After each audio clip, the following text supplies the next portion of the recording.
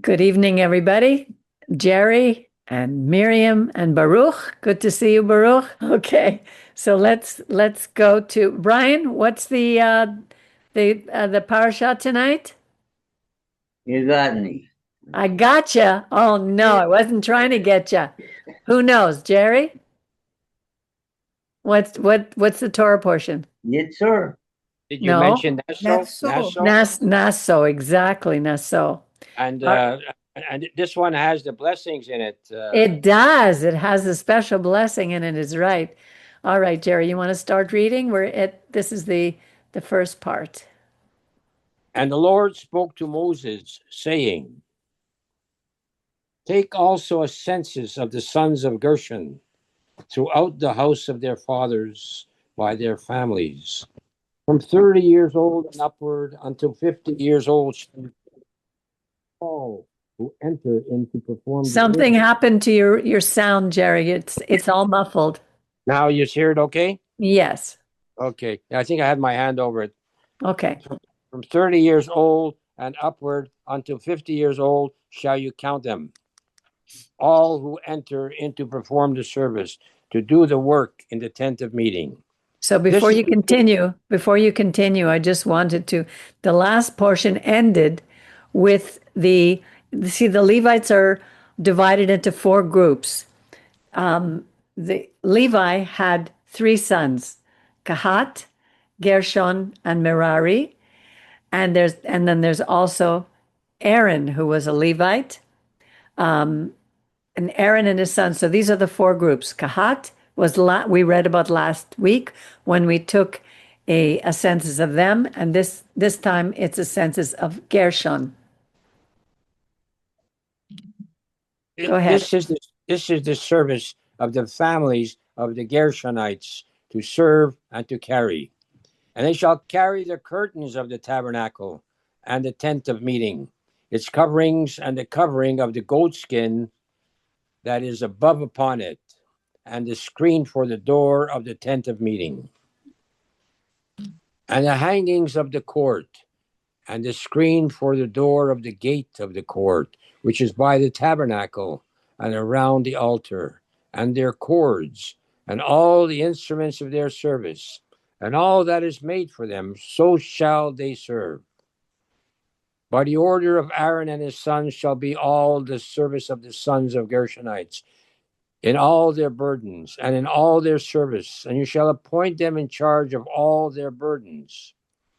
This is the service of the families of the sons of Gershon in the tent of meeting, and their charge shall be under the hand of Ithamar, the son of Aaron, the priest. Okay, so we see that it's starting to give us a picture of what each of these groups had to do, because we say, oh, it's such a glamorous position. Oh, how much I would love to be a Levite, and I have this great title, but really it's teaching us that they're given very specific responsibilities. It wasn't a matter of a position of power. It was a position of service. But it's also going to be teaching us that each of us is important. Each of us has something that's been given us to do. As for the sons of Merari, you shall count them according to their families by the house of their fathers. From 30 years old and upward, even to 50 years old, shall you count them. Everyone who enters into the service to do the work of the tent of meeting. And this is the charge of their burden, according to all their service in the tent of meeting, the boards of the tabernacle and its bars and its pillars and its sockets, and the pillars of the court around, and their sockets and their pins and their cords, with all their instruments and with all their service. And by name you shall reckon the instruments of the charge of their burden. This is the service of the families of the sons of Merari, according to all their service in the tent of meeting, under the hand of Ithamar, the son of Aaron the priest. And Moses and Aaron and the chief of the congregation counted the sons of the Kohathites according to their families and after the house of their fathers. From 30 years old and upward, even to 50 years old, everyone that enters into this service for the work in the tent of meeting. And those who were counted of them by their families were 2,750. These were those who were counted of the families of the Kohathites, all who might do service in the tent of meeting, which Moses and Aaron counted according to the commandment of the Lord by the hand of Moses. So everyone had very specific things that they had to do. And that's where God is showing us that He established order in the universe from the very beginning. And what order does, it brings us out of chaos. And when we choose to change the order, we return to chaos because He's the great designer. And now He was forming the nation of Israel.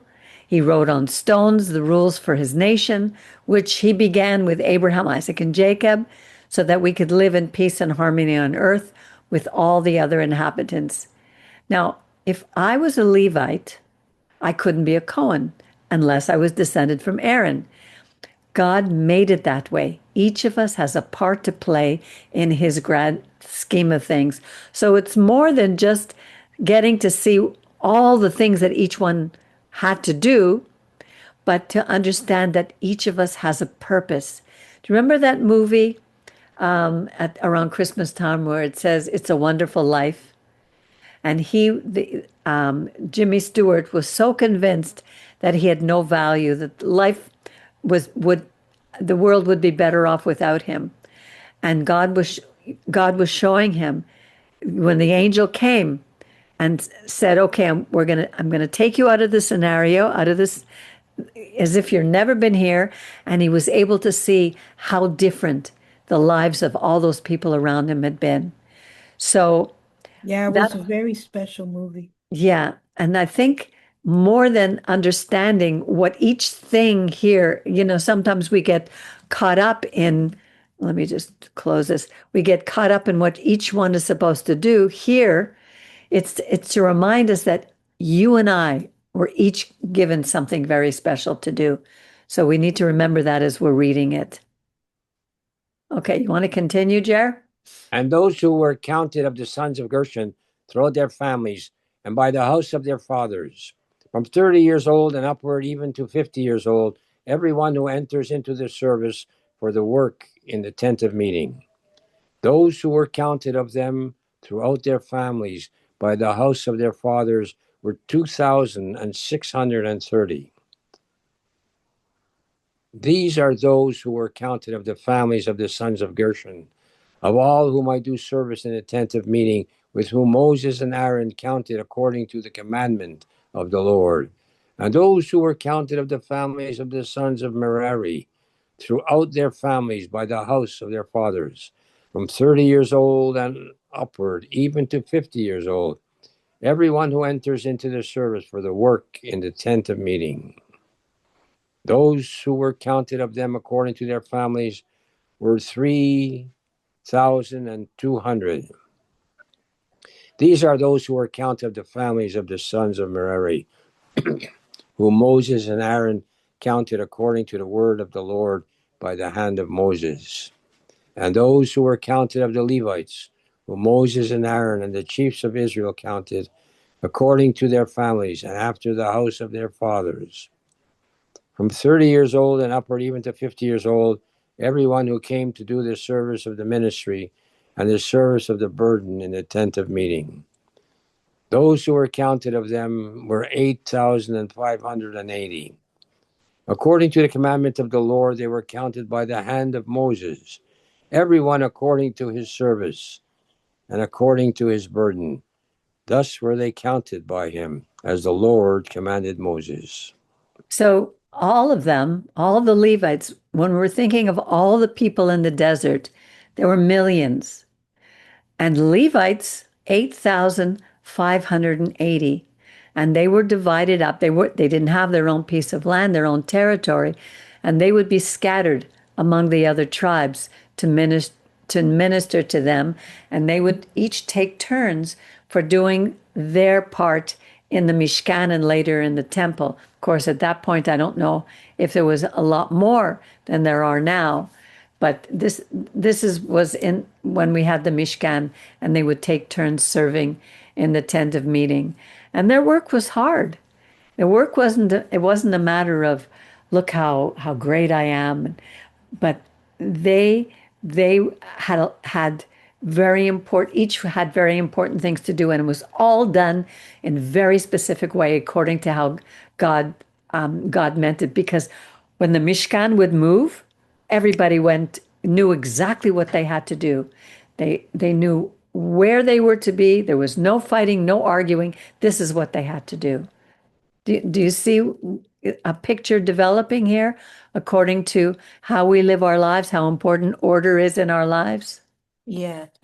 And not not a fascistic order. Like people No, sometimes confuse that. Like each extreme is wrong. Like when you go to a crazy extreme, then it almost becomes too much. But then the other way is when everyone does whatever they want, it's just chaos. which is what we're finding now. Yeah. Everybody just it's like at the time of Judges, it says everybody did what was right in their own eyes. They weren't doing what God had told them to do. And we know the story of Korach. Korach was also a Levite, but he was wealthy. He had power, and he couldn't understand why Moses was chosen to be a leader and little Aaron was chosen to be the Kohen Hagadol. Korach wanted it, and he could not accept his role, and he created chaos around him. He made a mess of things, not only for him but for also for his family. So we have to ask ourselves, because I find it's such a quick flash sometimes where I'm comparing myself with someone else. Oh, they're a better speaker. Oh, they're a better singer. Oh, they're more organized. Oh, they're doing this, and look at me, I'm not doing that. Every time we do that, we are saying that we're not important, that God made a mistake with us. And one of the things that it says in Psalm 139, God told us we are wonderfully and fearfully made. And he has a special role for each one. And when we fulfill our little place in the grand scheme of things, there's purpose, there's joy, there's unity. Right now, Israel is suffering because of disunity. You have the extreme right and the extreme left. You have people who don't know what they're doing, people who are converting to all kinds of other religions. It's a mess in Israel right now. We don't need outside enemies. When we're not united as a people under God, following the one Creator, that's when all this mess happens. We destroy ourselves. We don't need to compete with anyone else. We only need to be the best of who we are. Miriam, do you want to read? Okay, a little bit. Do Anyway, you want Jerry to continue? You can tell me Oh, what. Miriam is good. Miriam is I'll good. just tell you honestly, when I read, I mean, unless your throat is hurting or whatever, I find it hard to to follow what the words are, and so it's almost for me, it's almost. Okay, no problem. I'll read. Is your voice My okay? voice is fine. Okay.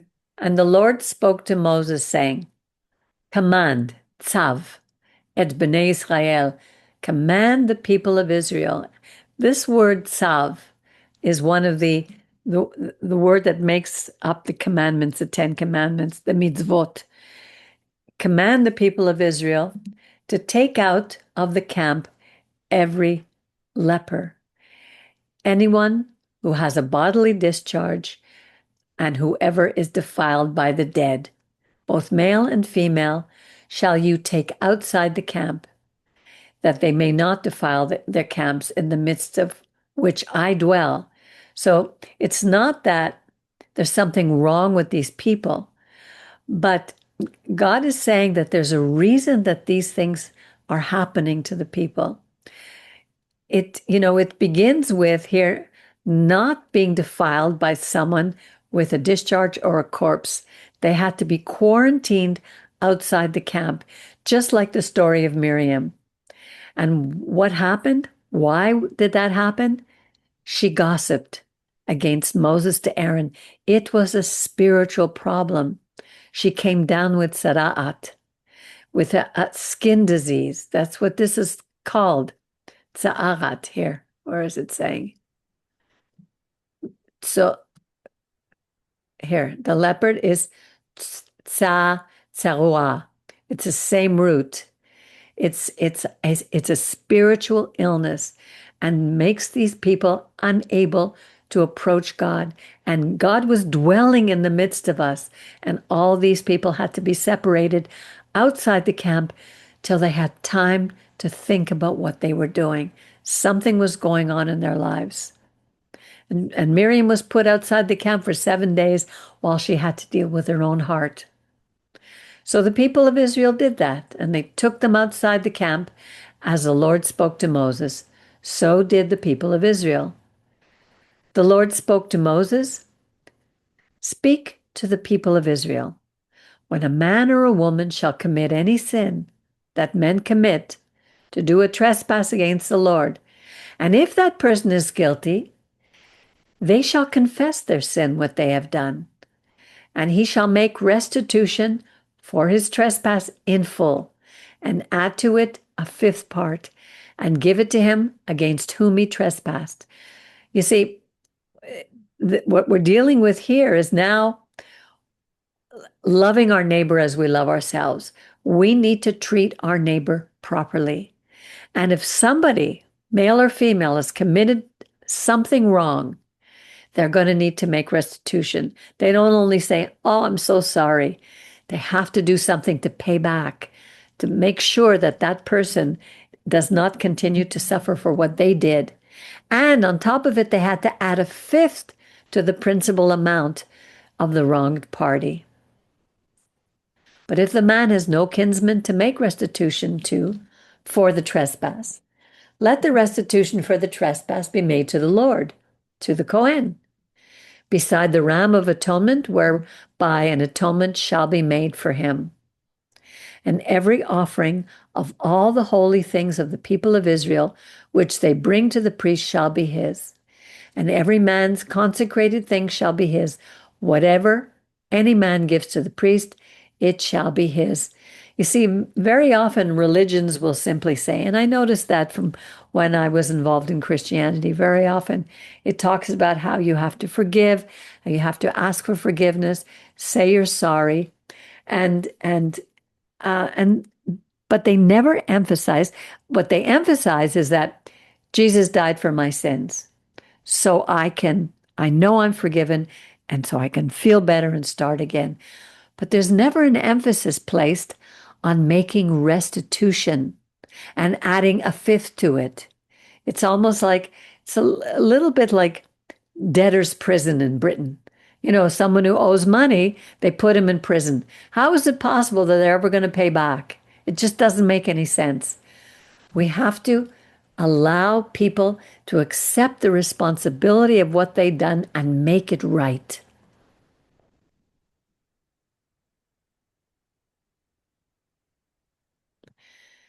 Now, the next part here so the first part we have is quarantine for some spiritual problem.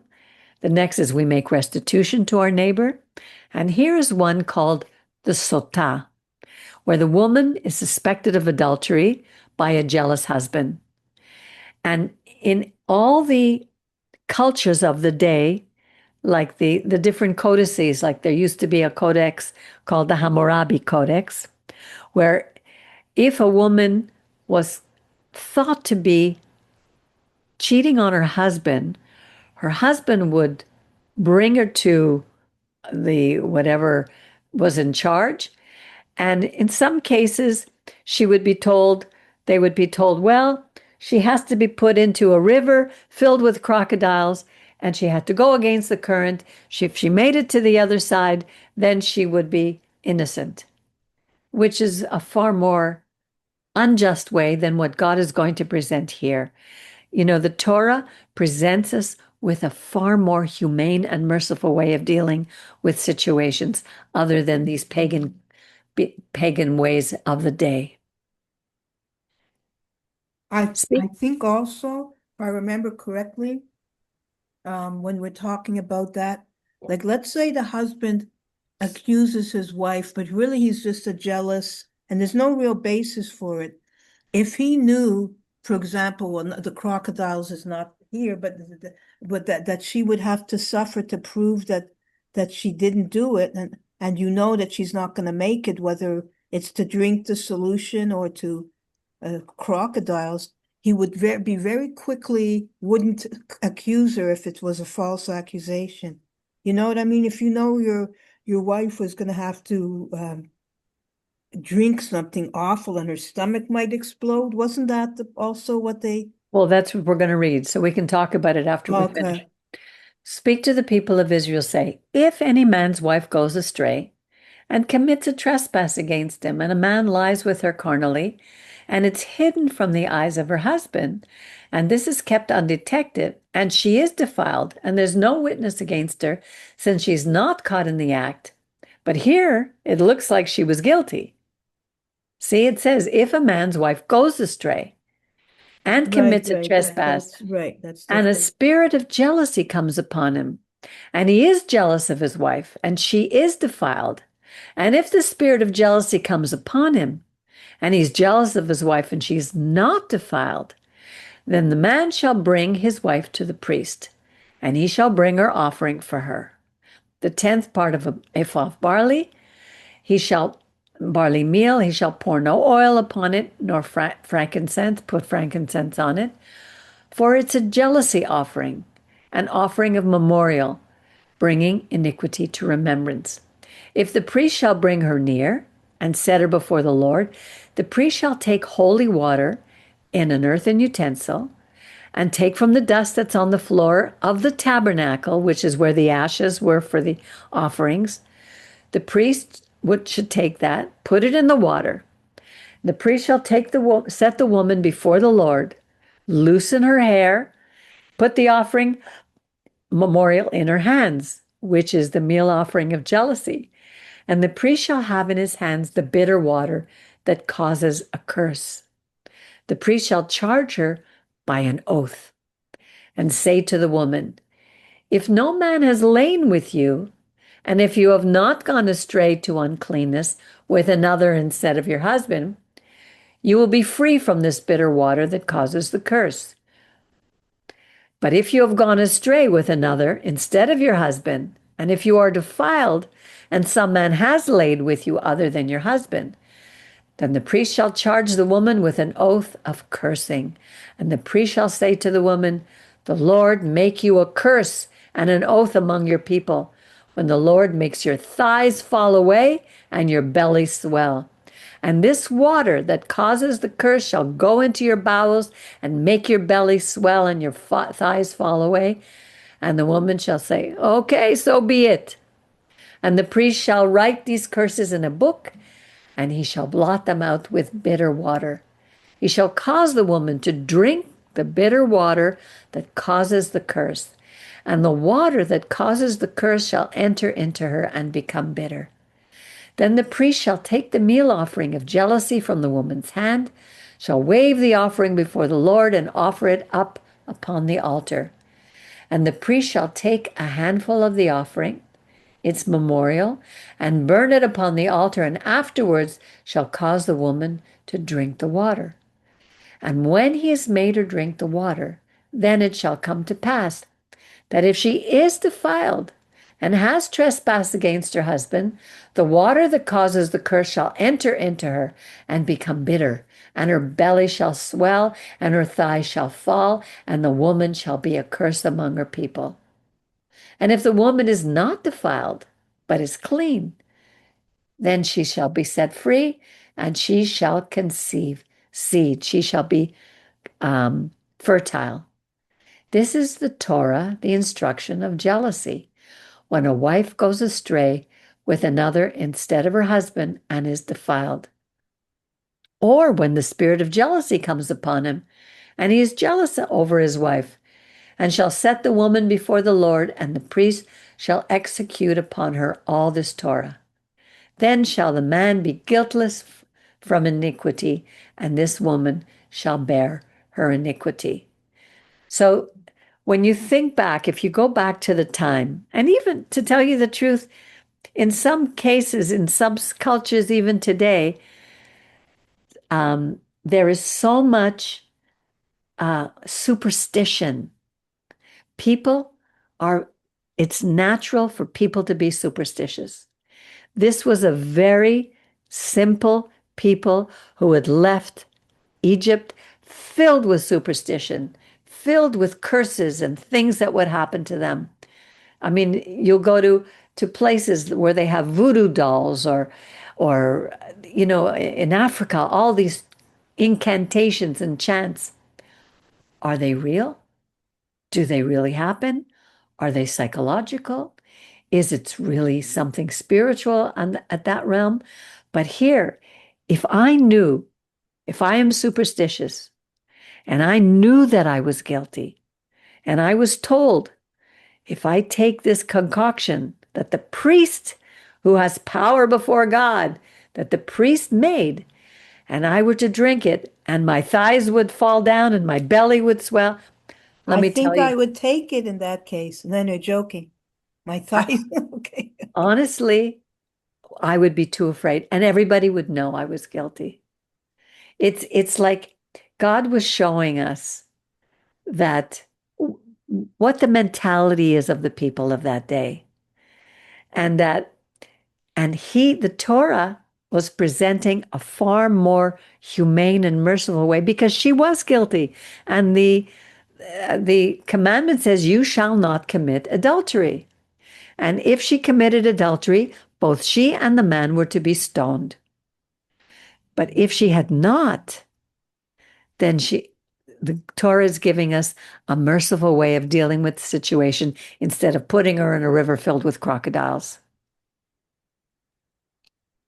So each of these subjects has to do with someone who is disrupting the order set down by God in some way. And how do we know the order? He gave us the 10 Commandments.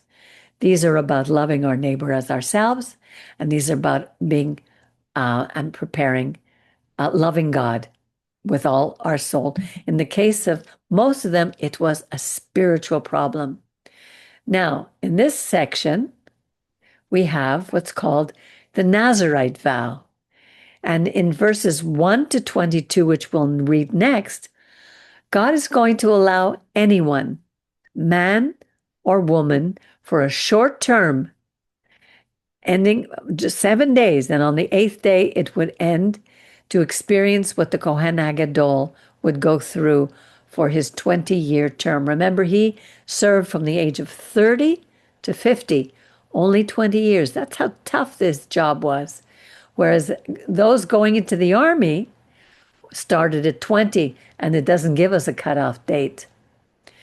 The Lord spoke to Moses, saying, speak to the people of Israel and say to them, when either man or woman want to separate themselves, to do a vow, to take a vow of a Nazir, to separate themselves for God, he shall separate himself from wine, strong drink, drink no vinegar of wine, no vinegar of strong drink. He shall drink no liquor of grapes, not even to eat moist grapes or dried, which are raisins.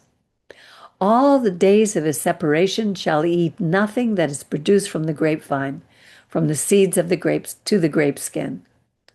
All the days of the vow of his separation, no razor shall come upon his head, needed to let his hair grow, until the days are fulfilled, during which he separates himself for the Lord. He shall be separated wholly, and shall let the locks of his hair grow. All the days that he separates himself for the Lord, he shall not come near a dead body, not even for his father or mother or brother or sister when they die, for that will make him unclean, because the consecration of his God is upon his head. All the days of his separation, he is holy to the Lord. If any man dies very suddenly beside him, and he has defiled his consecrated head, he shall shave his head in the day of his cleansing. On the 7th day shall he shave it. And on the 8th day, he'll bring 2 turtle doves, 2 young pigeons to the Kohen, to the door of the Yochel Moed, and the priest shall offer one for a sin offering, one for a burnt, and as a covering for him, because he sinned by the dead, and shall consecrate his head that same day. He shall consecrate to the Lord the days of his separation, shall bring a lamb for the first year as a guilt offering, but the days who were before shall be lost, because his separation was defiled. This is the Torah for the Nazir. When the days of separation are fulfilled, he shall be brought to the door of the tent of meeting, and he shall offer his offering to the Lord.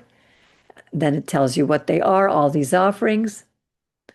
And the Nazir shall shave the head of his separation, shall take the hair of the head of his separation, put it in the fire which is under the sacrifice. And then we continue to read all the rest of what the Nazir had to do. This is the Torah for the Nazir. So originally, he would experience what the Kohen HaGadol would go through during his 20-year term. Now remember, originally all of Israel was called to be a kingdom of Kohanim. But we lost that privilege due to the golden calf. And remember, a Kohen is the link between man and the Creator. So for this 7 days, anyone would begin to see a little bit what it was like. Everyone thinks that being in that position, having that title is easy. But this little period of time would allow people to dedicate himself for that period without carrying the full burden of service for the Kohanim. And then we read the special prayer. Speak to Aaron and to his sons, saying, on this wise, or in this way, you shall bless the people of Israel, saying to them, Yivarechecha Adonai v'yishmarecha, the Lord bless you and keep you. Ya'er Adonai panav alecha v'chuneka, the Lord make his face shine upon you and be gracious to you. Yisa Adonai panav alecha v'yasem lecha shalom, may the Lord lift up his countenance and give you peace. And they shall put my name upon the people of Israel, and I will bless him. So at its very heart, the Aaronic benediction is saying, God is protecting us, God is providing for us, God is showing us his favor, and God is giving us peace. You know, whenever we go through rough periods, it's because we've forgotten this. Maybe we need to say this prayer every single day of our lives. You know, put it somewhere where we can see it and remind yourself in the morning, God is providing for me this day. God is protecting me. God is showing me favor. God is giving me peace. And it reminds me of the prayer that Yeshua gave us when he said, oh my goodness, The Lord is my shepherd. no, I that's shall what not that's want. no, that's what came to my mind too. No, it's the other one. Oh my goodness. Oh, The Lord's Prayer. okay, yeah. Yeah, Yeah. Oh, boy.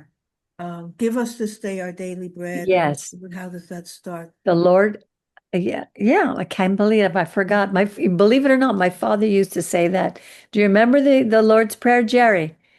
Hang on a second, let me find it because this is crazy. I didn't prepare. Our God who's in heaven, hallowed be thy name. Thy kingdom come, thy will be done on earth as it is in heaven. Give us this day Our daily bread. daily bread, and lead us not into temptation, for you are Our Father who art in heaven, hallowed, holy is your name. Your kingdom come. Let your will be done on earth as it is in heaven. Give us this day our daily bread. Forgive us our debts as we forgive those who trespass against us. Forgive us our trespasses as we forgive those who trespass against us. Do not lead us into temptation, but deliver us from evil. For yours is the kingdom, the power, and the glory forever and ever. Amen. And my father, who had no religion, he used to sing this song. Do you remember how it went? Our Father, which art in heaven, hallowed be thy name. Who Thy, sang it? thy kingdom come, thy will be done on earth as it is in heaven. Give us this day our daily bread, and forgive us our debts as we forgive our debtors. And lead us not into temptation, but deliver us from evil. For thine is the kingdom and the power and the glory forever. Amen. He used to sing that. It was so beautiful. And, Wow. and they had a napkin holder with this written on it. I think that's Interesting. awesome. They didn't know that Yeshua was the one who wrote It's a that. beautiful, beautiful prayer. Avinu Shebashamayim Yikadash. It was written originally in Hebrew. Amazing, amazing. And it came to pass on the day that Moses had finished setting up the tabernacle, and he had anointed it, and he had finished setting up and he had sanctified it. He set it apart, and all its instruments, both the altar and all its utensils, and had anointed them and sanctified them, that the Nasi, the princes of Israel, the chiefs, the Rosh, the chiefs of the house of their fathers, who were princes of the tribe, and who were over them, who were counted, made offerings. And they brought their offering before the Lord. Now, this is the longest chapter in the Torah, Bamidbar, chapter 7, the longest chapter, and it dealt with the inauguration of the Mishkan.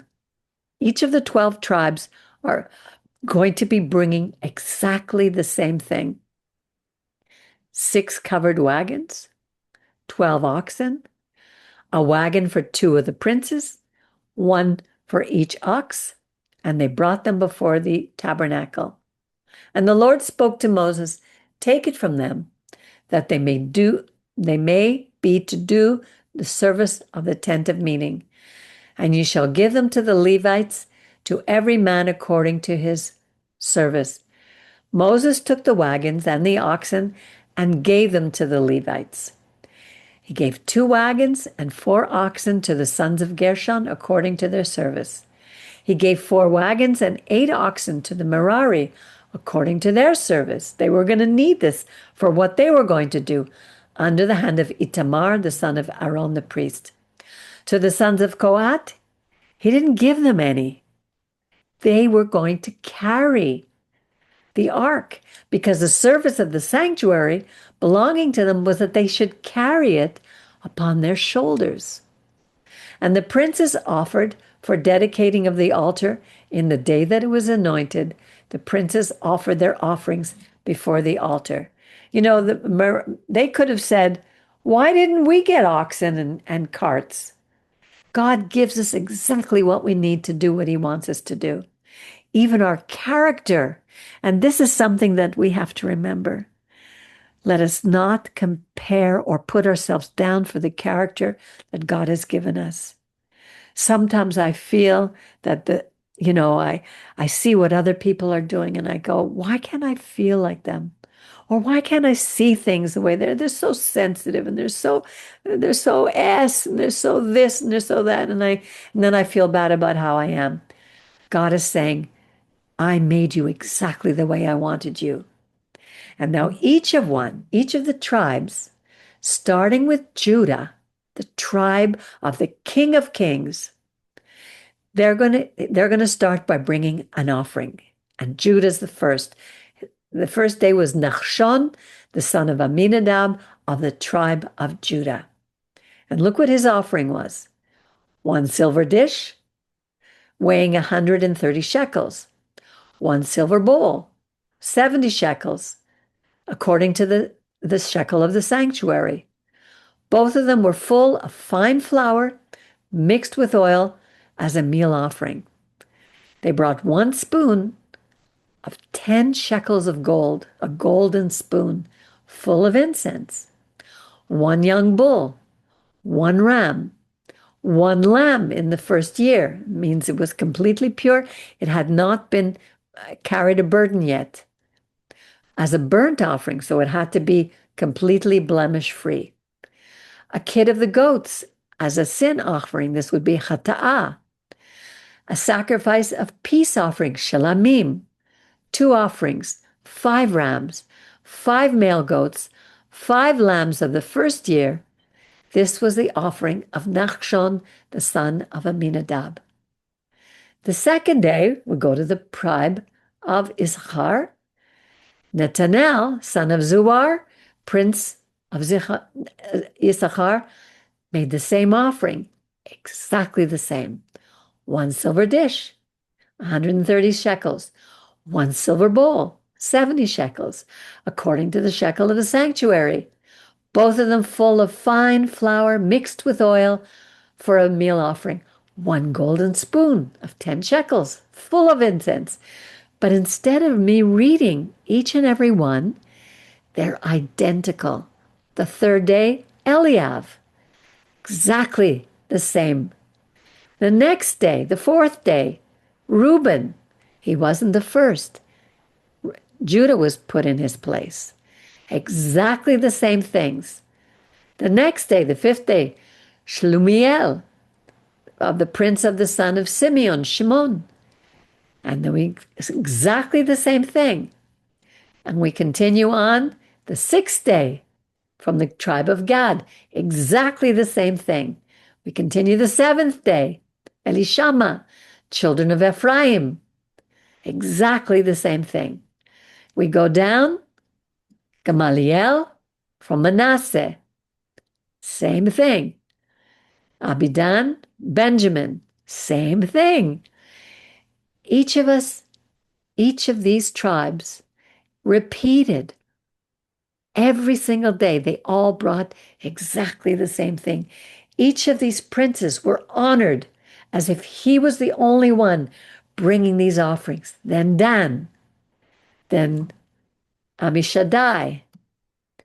The 11th day, Asher, exactly the same thing. The 12th day, Naphtali is offering 1 silver dish, the weight of 130 shekels, a golden spoon, a young bull, all exactly. What is that showing us? That we're all equal in God's eyes. We all have the same value. None of us are worth more than anyone else. Each of us is special. You know, and our rabbi would ask us when we read this, and it says here, and when Moses went into the tent of meeting to speak, then he heard the voice of one speaking to him from the covering that was upon the ark of the testimony from between the 2 cherubim, and he spoke to him. Let me see if this is this the Machzor? Yeah, this is like the last verses are repeated again. So basically, I remember our rabbi would tell us, hang on, let me find my little notes here. Jerry, you listening? Yeah, I'm. It's okay. I just wanted to remind you that I've taken myself off sharing the screen. So our rabbi would ask us, do you feel important to the Creator? Can you say that you know that the Creator has done something special for you? And when we feel down, we don't feel important to the Creator.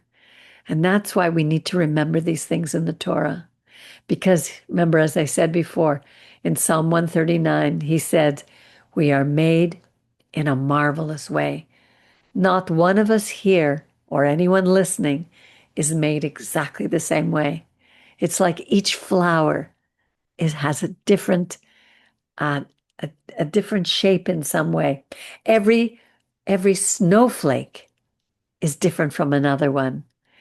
All we can do or all we can be is the best of who we are. And we must, and I'm speaking to myself, do not allow myself to compare myself with anyone else. So honestly, when we have time, we should sit down and do a little exercise. What makes me special?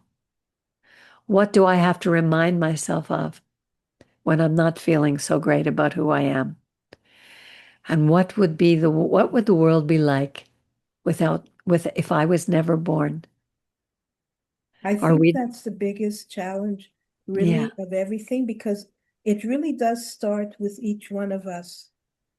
You know, everything starts with us. yeah, When your self-image is distorted, or when you either to thinking you're something better than everyone else, or the opposite.